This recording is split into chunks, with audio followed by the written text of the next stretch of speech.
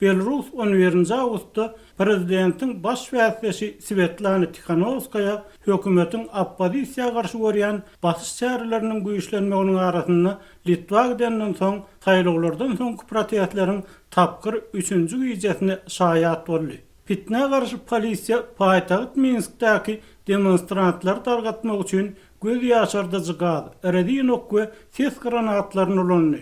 Gönülnüp görkezlän videolar we sosial media adamlaryň bir näçe ýerde polisiýa tarapyndan tutsak edilendigini görkezdi. Azat Ýewropa Azatlyk radiosynyň Belarus hullugy häkimetleriň de facto komendant sagaty düzgünlerini ulanyp köçede gezip ýören adamlary tutsak edýändigini, awtologary saklaýandygyny we käbir sürüjileri tutsak edendigini, jemgyýetçilik transportynyň çäklendirilýändigini habar berdi. Eller kalkanly we redin taýakly polisiýa ofisiýerleri adamlara, jurnalistlere we signal berýän awtologlara hüjüm etdi. Howpsuzlyk güýçleri adamlaryň merkez meýdançalarda we administrativ binalaryň golaýynyny ýygnanmagynyň öňüne almagy ýanşdy. Pushkin metro stansiýasyna 10 Ağustosda adam ölen ýerine ýoğulan adam hormatlamak üçin gül we ak lente goýmagy bilen bir näçe adam tutsak edildi. Bu ýeriň şäherde nägilelik meýdançasyna öwrülmegine garaşylýar. Günnäger Ýewropa ýurdunyň beýleki bir näçe şäherinde hem demonstrasiýaçylar bilen polisiýa işgärleriniň arasynda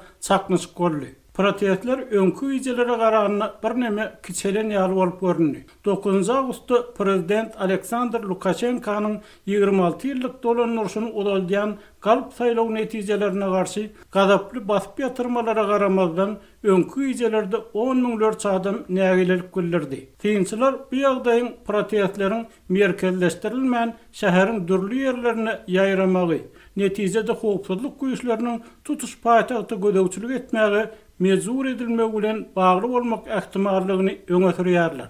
Bundan başga adamlaryň jemlenýän ýerleri barada habar almalyklar üçin internet hyzmatlary hem ýatyryldy.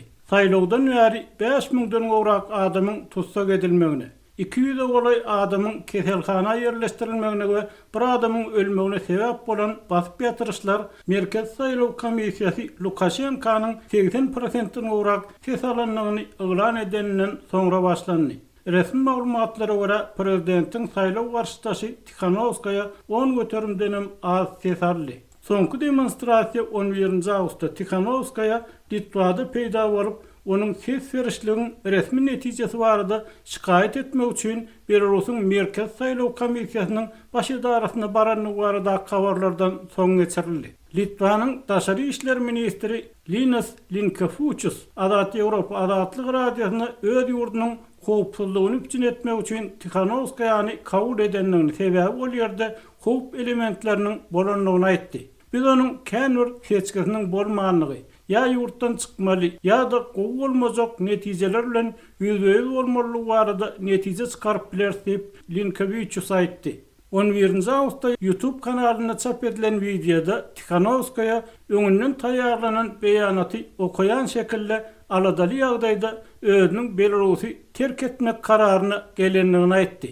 Litvanyň Daşary işler ministri Azatlyk radiosyna Tikhanovskaýanyň Litvada hiç ýyly video ýazgy etmänligini aýtdy we onuň bu sözleri aýdanyna Belarus häkimetleriniň basyş astyna bolanlygyny ýaňdatdy. Adam basyş astyna bir karara gelenine onuň aýdýan sözleriniň sözmese kabul edilip bilinmejekdigini düşünýän bolsaňyz gerek diýip Linkevičius aýtdy.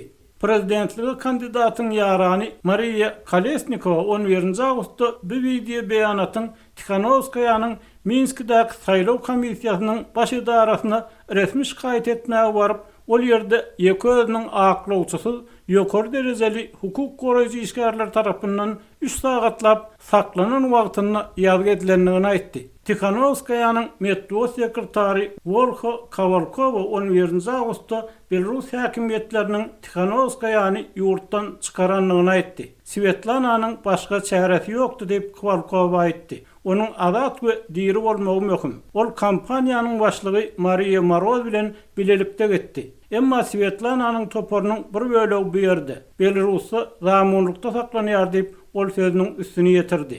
Kavalkova Tikhanovskaya'nın kampanya toporunun iki esasi maksadynyň bardygyny, olaryň Belarus halkynyň saýlawyny gowramakdan we zorlugy hem de kanun öküşikliği durulmaktan ibaretdigini aýtdy.